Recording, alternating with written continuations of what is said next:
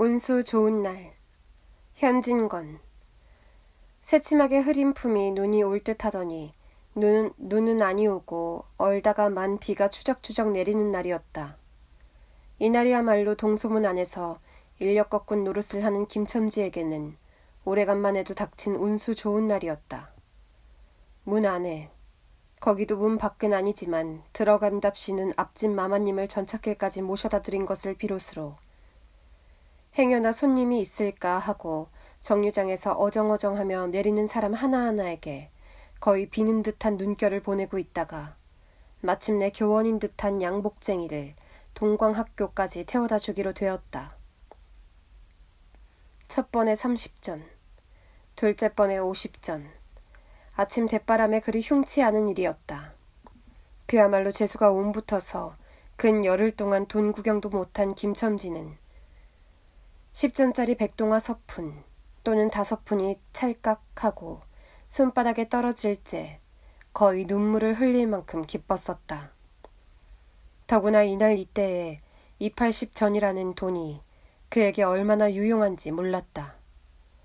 컬컬한 목에 모주 한 잔도 적실 수 있거니와 그보다도 앓는 아내에게 설렁탕 한 그릇도 사다 줄 수 있습니다. 그의 아내가 기침으로 쿨룩거리기는 벌써 달포가 넘었다. 조밥도 굶기를 먹다시피 하는 형편이니 물론 약 한 첩 써본 일이 없다. 구태여 쓰려면 못 쓸 바도 아니로되 그는 병이란 놈에게 약을 주어 보내면 재미를 붙여서 자꾸 온다는 자기의 신조에 어디까지 충실하였다. 따라서 의사에게 보인 적이 없으니 무슨 병인지는 알 수 없으되 반드시 누워가지고 일어나기는 새로 모로도 못 눕는 걸 보면 중증은 중증인 듯 병이 이대도록 심해지기는 열흘 전에 조밥을 먹고 체한 때문이다. 그때도 김첨지가 오래간만에 돈을 얻어서 좁쌀 한 대와 10전짜리 나무 한 단을 사다 주었더니 김첨지의 말에 의지하면 그 오라질년이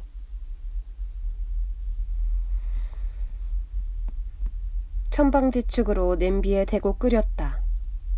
마음은 급하고 불길은 달지 않아 채 익지도 않은 것을 그 오라질년이 숟가락은 고만두고 손으로 움켜서 두 뺨에 주먹덩이 같은 혹이 붉어지도록 누가 빼앗을 듯이 처박질 하더니만 그날 저녁부터 가슴이 땡긴다. 배가 캥긴다고 눈을 흡뜨고 지랄병을 하였다. 그때 김첨지는 열화와 같이 성을 내며 에이 오라질년, 조랑복은 할 수가 없어. 못 먹어 병, 먹어서 병, 어쩌란 말이야? 왜 눈을 바로 뜨지 못해? 하고 앓는 이의 뺨을 한 번 후려 갈겼다. 흡뜬 눈은 조금 바루어졌건만 이슬이 맺히었다. 김첨지의 눈시울도 뜨끈뜨끈하였다. 이 환자가 그러고도 먹는 데는 물리지 않았다. 사흘 전부터 설렁탕 국물이 마시고 싶다고 남편을 졸랐다. 이런 오라질년, 조밥도 못 먹는 년이 설렁탕은 또 처먹고 지랄병을 하게? 라고 야단을 쳐보았건만 못 사주는 마음이 시원치는 않았다. 인제 설렁탕을 사줄 수도 있다. 앓는 어미 곁에서 배고파 보채는 개똥이 3살 먹이에게 죽을 사줄 수도 있다. 80전을 손에 쥔 김첨지의 마음은 푼푼하였다. 그러나 그의 행운은 그걸로 그치지 않았다. 땀과 빗물이 섞여 흐르는 목덜미를 기름 주머니가 다 된 외목 순건으로 닦으며 그 학교 문을 돌아 나올 때였다. 뒤에서 인력 꺼! 하고 부르는 소리가 난다. 자기를 불러 멈춘 사람이 그 학교 학생인 줄 김첨지는 한 번 보고 짐작할 수 있었다. 그 학생은 다짜고짜로 남대문 정거장까지 얼마요? 라고 물었다. 아마도 그 학교 기숙사에 있는 1호 동기 방학을 이용하여 귀향하려 함이리라. 오늘 가기로 작정은 하였건만 비는 오고 짐은 있고 해서 어찌할 줄을 모르다가 마침 김첨지를 보고 뛰어나왔음이리라. 그렇지 않으면 왜 구두를 채 신지 못해서 질질 끌고 비록 고구라 양복일망정 노박이로 비를 맞으며 김첨지를 뒤쫓아 나왔으랴. 남대문 정거장까지 말씀입니까? 하고 김첨지는 잠깐 주저하였다. 그는 이 우중에 우장도 없이 그 먼 곳을 철벅거리고 가기가 싫었음일까? 처음 것 둘째 것으로 고만 만족하였음일까? 아니다. 결코 아니다. 이상하게도 꼬리를 맞물고 덤비는 이 행운 앞에 조금 겁이 났습니다. 그리고 집을 나올 때 아내의 부탁이 마음이 캥기었다. 앞집 마마님한테서 부르러 왔을 때 병이 있는 뼈만 남은 얼굴에 유일의 샘물 같은 유달리 크고 움푹한 눈에 애걸하는 빛을 띄우며 오늘은 나가지 말아요. 제발 덕분에 집에 붙어 있어요. 내가 이렇게 아픈데 라고 모기 소리같이 중얼거리고 숨을 걸그렁걸그렁 하였다. 그때 김첨지는 대수롭지 않은 듯이 아따 젠장 맞을련 별 빌어먹을 소리를 다 하네. 맞붙들고 앉았으면 누가 먹여 살릴 줄 알아? 하고 훌쩍 뛰어나오려니까 환자는 불잡을 듯이 팔을 내저으며 나가지 말라도 그래. 그러면 일찍이 들어와요. 하고 목매인 소리가 뒤를 따랐다. 정거장까지 가잔 말을 들은 순간에 경련적으로 떠는 손, 유달리 큼직한 눈, 울듯한 아내의 얼굴이 김첨지의 눈앞에 어른어른하였다. 그래, 남대문 정거장까지 얼마란 말이오? 하고 학생은 초조한 듯이 인력거꾼의 얼굴을 바라보며 혼잣말같이 인천차가 11점에 있고 그 다음에는 새로 2점이든가? 라고 중얼거린다. 1원 50점만 주십시오. 이 말이 저도 모를 사이에 불쑥 김첨지의 입에서 떨어졌다. 제 입으로 부르고도 스스로 그 엄청난 돈 액수에 놀랐다. 한꺼번에 이런 금액을 불러라도 본 지가 그 얼마만인가. 그러자 그 돈벌 용기가 병자에 대한 염려를 사르고 말았다. 설마 오늘 내로 어떠랴 싶었다. 무슨 일이 있더라도 제2의 행운을 곱친 것보다도 오히려 갑절이 많은 이 행운을 놓칠 수 없다 하였다. 1원 50전은 너무 과한데? 이런 말을 하며 학생은 고개를 기웃하였다. 아니올시다. 이수로 치면 여기서 거기가 시오리가 넘는답니다. 또 이런 진날은 좀 더 주셔야지요. 하고 빙글빙글 웃는 차부의 얼굴에는 숨길 수 없는 기쁨이 넘쳐 흘렀다. 그러면 달라든 대로 줄 터이니 빨리 가요. 관대한 어린 손님은 이런 말을 남기고 총총히 옷도 입고 짐도 챙기러 갈 대로 갔다. 그 학생을 태우고 나선 김첨지의 다리는 이상하게 거뿐하였다. 다름질을 한다는 이보다 거의 나는 듯하였다. 바퀴도 어떻게 속히 도는지 구른다는 이보다 마치 얼음을 지쳐 나가는 스케이트 모양으로 미끄러져 가는 듯하였다.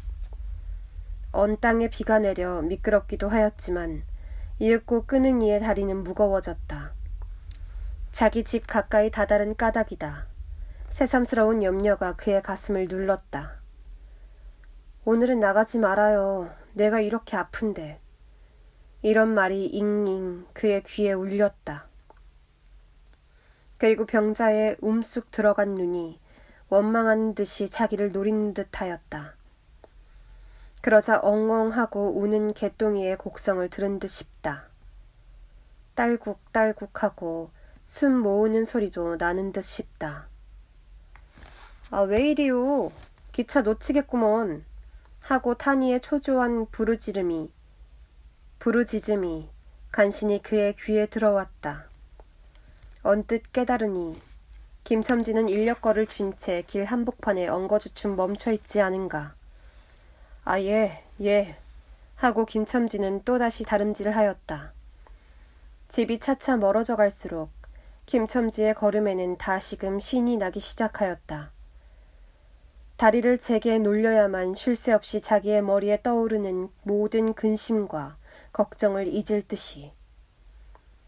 정거장까지 끌어다주고 그 깜짝 놀랄 1원 50전을 정말 제 손에 쥐매 제 말 맞다나 심리나 되는 길을 비를 맞아가며 질퍽거리고 온 생각은 아니하고 거저나 얻은 듯이 고마웠다.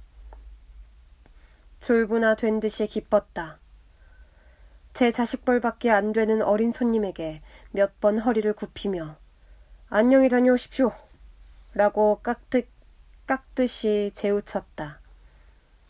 그러나 빈 인력거를 털털거리며 이 우중에 돌아갈 일이 꿈밖이었다.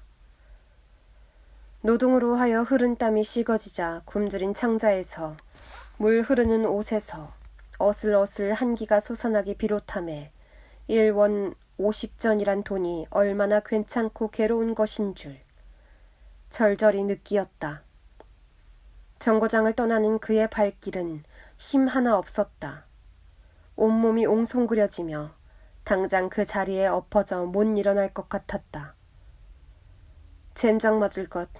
이 비를 맞으며 빈 인력거를 털털거리고 돌아를 간담.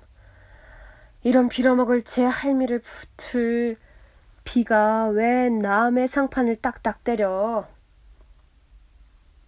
그는 몹시 화중을 내며 누구에게 반항이나 하는 듯이 개걸거렸다. 그럴 즈음에 그의 머리엔 또 새로운 광명이 비쳤나니 그것은 이러고 갈 게 아니라 이 근처를 빙빙 돌며 차 오기를 기다리면 또 손님을 태우게 될는지도 몰라 란 생각이었다. 오늘 운수가 괴상하게도 좋으니까 그런 요행이 또 한 번 없으리라고 누가 보증하랴. 꼬리를 굴리는 행운이 꼭 자기를 기다리고 있다고 내기를 해도 좋을 만한 믿음을 얻게 되었다. 그렇다고 정거장 인력거꾼의 등살이 무서우니 정거장 앞에 섰을 수는 없었다.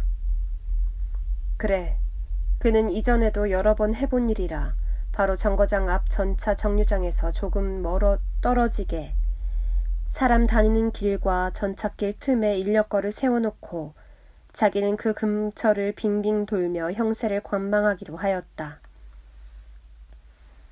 얼마 만에 기차는 왔고 수십 명이나 되는 손이 정류장으로 쏟아져 나왔다. 그 중에서 손님을 물색하는 김첨지의 눈엔 양머리에 뒤축 높은 구두를 신고 망토까지 두른 기생퇴물인 듯 남봉 여학생인 듯한 여편네의 모양이 띄었다. 그는 슬근슬근 그 여자의 곁으로 다가들었다. 아씨, 인력거 아니 타시랍시오?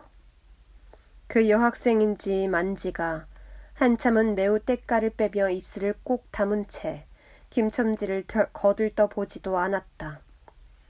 김첨지는 구걸하는 거지나 무엇같이 연해연방 그의 기색을 살피며 아씨, 정거장 애들보다 아주 싸게 모셔다 드리겠습니다. 댁이 어디신가요? 하고 추근추근하게도 그 여자의 들고 있는 일본식 버들고리 짝에 제 손을 대었다.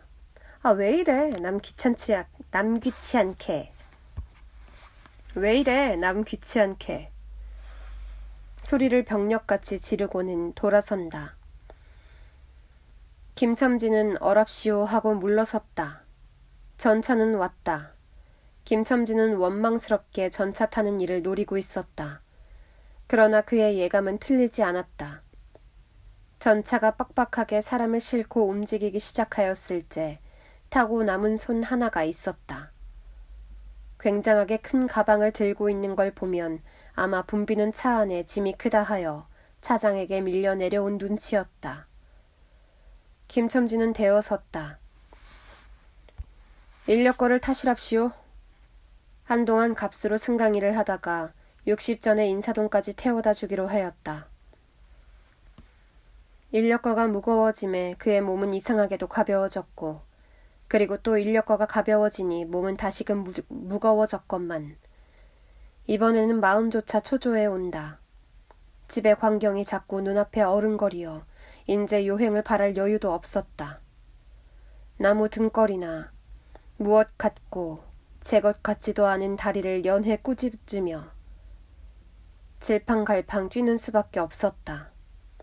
저놈의 인력거꾼이 저렇게 술에 취해가지고 이 진 땅에 어찌 가노 라고 길 가는 사람이 걱정을 하리만큼 그의 걸음은 황급하였다. 흐리고 비 오는 하늘은 어두침침하게 벌써 황혼에 가까운 듯하다. 창경왕 앞까지 다다라서야 그는 턱에 닿은 숨을 돌리고 걸음도 누추잡았다. 한 걸음, 두 걸음이 집이 가까워 갈수록 그의 마음조차 괴상하게 누그러웠다. 그런데 이 누그러움은 안심해서 오는 게 아니오. 자기를 덮친 무서운 불행을 빈틈없이 알게 될 때가 박두한 것을 두리는 마음에서 오는 것이다.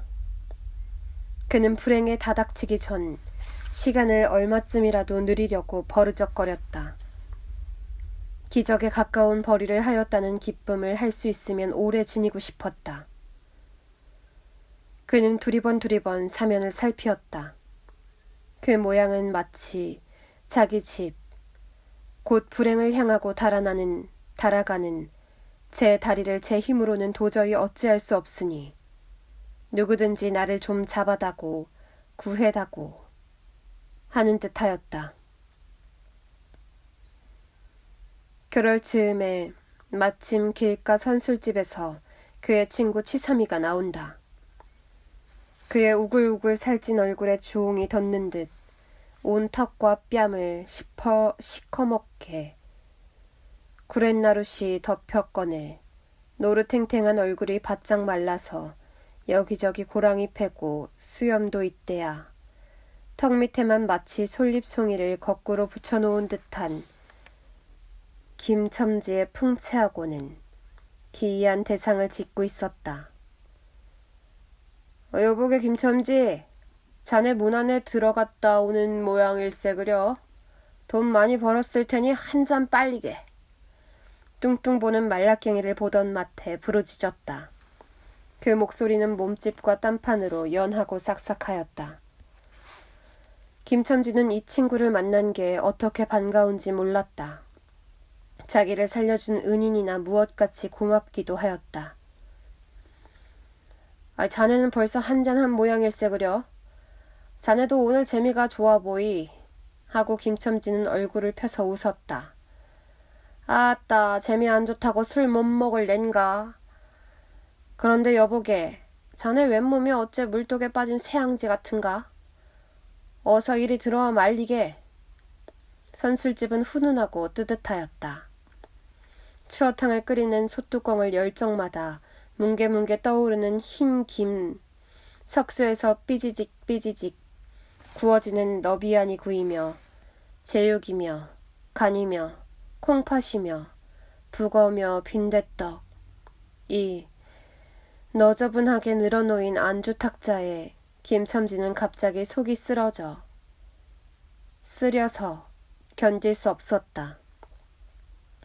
마음대로 할 양이면 거기 있는 모든 먹음먹이를 모조리 깡그리 집어삼켜도 시원치 않았다 하되 배고픈 이는 위선불량 많은 빈대떡 2개를 쪼이기도 하고 추어탕을 한 그릇 청하였다.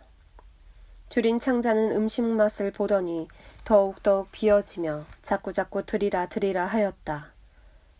순식간에 두부와 밑꿀이 든 국 한 그릇을 그냥 물같이 들이켜고 말았다. 셋째 그릇을 받아들였을 때 데우던 막걸리 곱빼기 2잔이 더웠다. 치삼이와 같이 마시자 원원이 비었던 속이라 찌르르 하고 창자에 퍼지며 얼굴이 화끈하였다. 눌러 곱빼기 한 잔을 또 마셨다. 김첨지의 눈은 벌써 개게 풀리기 시작하였다. 석쇠에 얹힌 떡 2개를 숭덩숭덩 썰어서 볼을 불룩거리며 또 곱빼기 2잔을 부어라 하였다. 치삼은 의아한 듯이 김첨지를 보며 여보게 또 붓다니 벌써 우리가 넉 잔씩 먹었네. 돈이 40전일세 라고 주의시켰다. 아따 이놈아 40전이 그리 끔찍하냐? 오늘 내가 돈을 막 벌었어. 참 오늘 운수가 좋았느니. 아 그래 얼마를 벌었단 말인가? 30원을 벌었어. 30원을.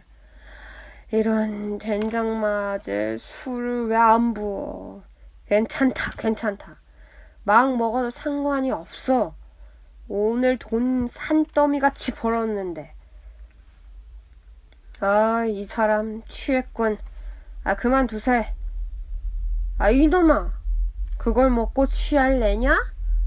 아, 어서 더 먹어. 하고는 치삼의 귀를 잡아치며 취한이는 부르짖었다.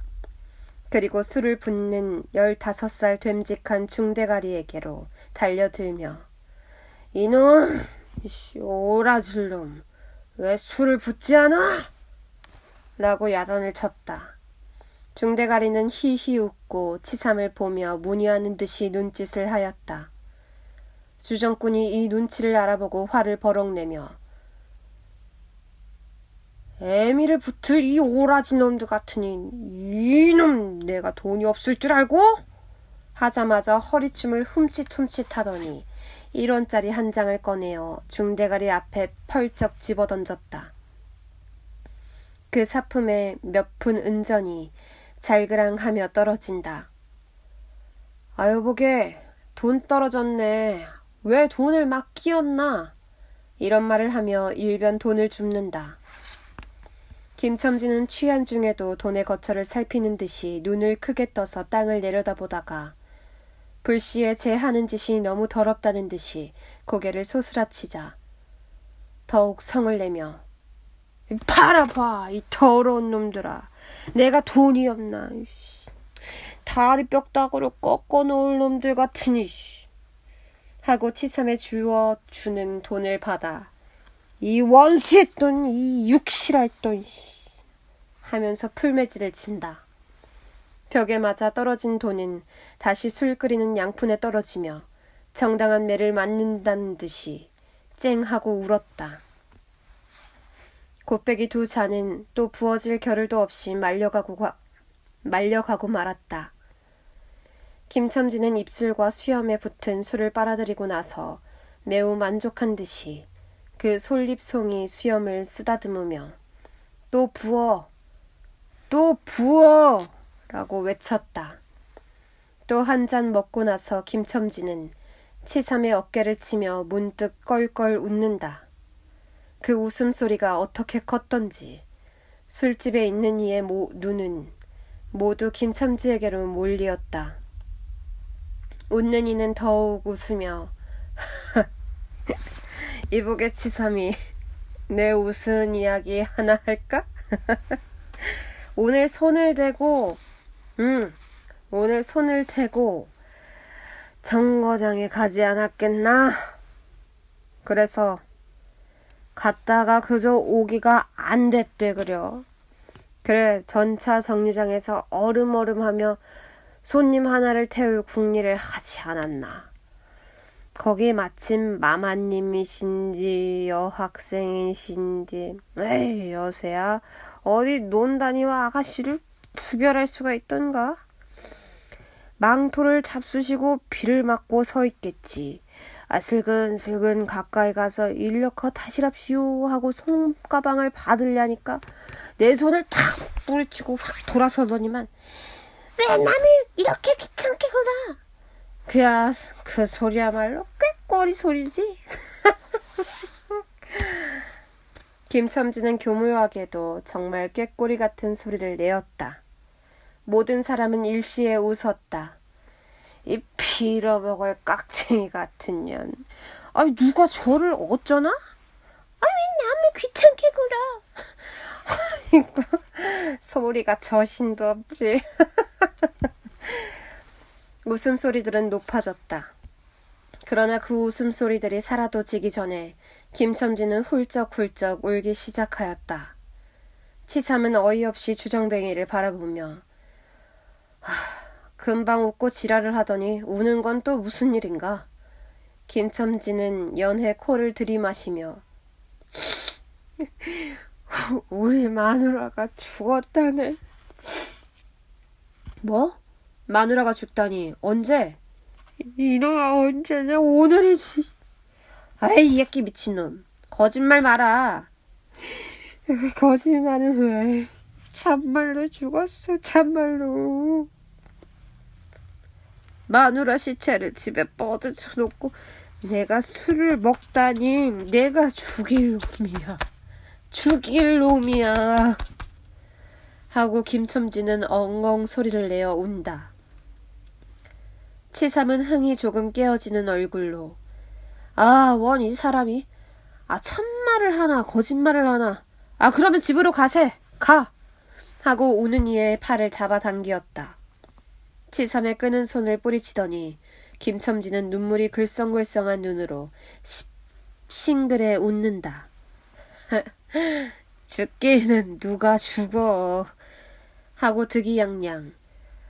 죽기는 왜 죽어. 생때같이 살아이만 있단다. 그 오라질년이 밥을 죽이지. 인제 나한테 속았다.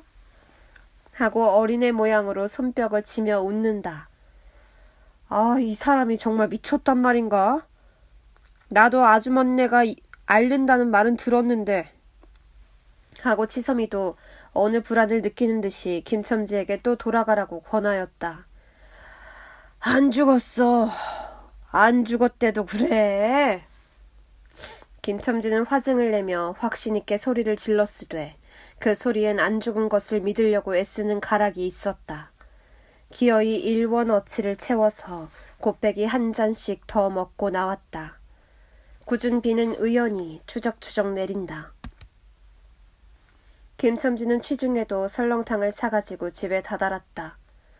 집이라 해도 물론 셋집이요. 또 집 전체를 세든 게 아니라 안과 뚝 떨어진 행랑방 한 간을 빌려든 것인데 물을 길어대고 한 달에 1원씩 내는 터였다. 만일 김첨지가 주기를 띄지 않았던들 한 발을 대문에 들여놓았을째 그곳을 지배하는 무시무시한 정적. 폭풍우가 지나간 뒤에 바다 같은 정적이 다리가 떨렸으리라. 쿨룩거리는 기침 소리도 들을 수 없다. 그르렁거리는 숨소리조차 들을 수 없다. 다만 이 무덤 같은 침묵을 깨뜨린다느니 보다 한층 더 침묵을 깊게 하고 불길하게 하는 빡빡하는 그윽한 소리. 어린애의 젖바는 소리가 날 뿐이다. 만일 청각이 예민한 이 같으면 그 빡빡 소리는 빨따름이요. 꿀떡꿀떡하고 젖 넘어가는 소리가 없으니 빈 젖을 빤다는 것도 짐작할는지 모르리라. 혹은 김첨지도 이 불길한 침묵을 짐작했는지도 모른다. 그렇지 않으면 대문에 들어서자마자 전에 없이 이 난장 맞을년 남편이 들어오는데 나와보지도 않아 이 오라질년 이라고 고함을 친 게 수상하다. 이 고함이야말로 제 몸을 엄습해오는 무시무시한 증을 쫓아버리려는 허장성세인 까닭이다. 하여간 김첨지는 방문을 왈칵 열었다. 구역을 나게 하는 축이 떨어진 삿자리 밑에서 나온 먼지내 빨지 않은 기저귀에서 나는 똥내와 오줌내, 가지각색 때가 켜켜이 앉은 옷내, 병인의 땀 섞은 내가 섞인 축이가 무딘 김첨지의 코를 찔렀다. 방 안에 들어서며 설렁탕을 한 구석에 놓을 사이도 없이 주정꾼은 목청을 있는 대로 다내어 호통을 쳤다. 이런 오라질년! 주야 장천 누워만 있으면 제일이야. 남편이 와도 일어나지를 못해. 라는 소리와 함께 발길로 누운이의 다리를 몹시 찼다. 그러나 발길에 채이는 건 사람의 살이 아니고 나무 등걸과 같은 느낌이 있었다. 이때 빽빽 소리가 응아 소리로 변하였다. 개똥이가 물었던 젖을 빼어놓고 운다. 운데도 온 얼굴을 찡그려 붙여서 운다는 표정을 할 뿐이다. 응아 소리도 입에서 나는 게 아니고 마치 뱃속에서 나는 듯하였다. 울다가 울다가 목도 잠겼고 또 울 기운조차 시진한 것 같다. 발로 차도 그 보람이 없는 걸 보자 남편은 아내의 머리맡으로 달려들어 그야말로 까치집 같은 환자의 머리를 꺼들어 흔들며 이년아! 말을 해, 말을! 입이 붙었어? 이 오라질년! 이것 봐. 아무 말이 없네. 이년아, 죽었단 말이냐? 왜 말이 없어? 또 대답이 없네. 정말 죽었나 보이? 이러다가 누은이의 흰 창을 덮은 위로 짙은 눈을 알아보자마자 이 눈깔! 왜 나를 바라보지 못하고 천장만 보느냐, 하는 말 끝엔 목이 메었다. 그러자 산 사람의 눈에서 떨어진 닭의 똥 같은 눈물이 죽은 이의 뻣뻣한 얼굴을 어붕어붕 적시었다. 문득 김첨지는 미친 듯이 제 얼굴을 죽은 이의 얼굴에 한 대 비비대며 중얼거렸다. 설렁탕을 사다 놓았는데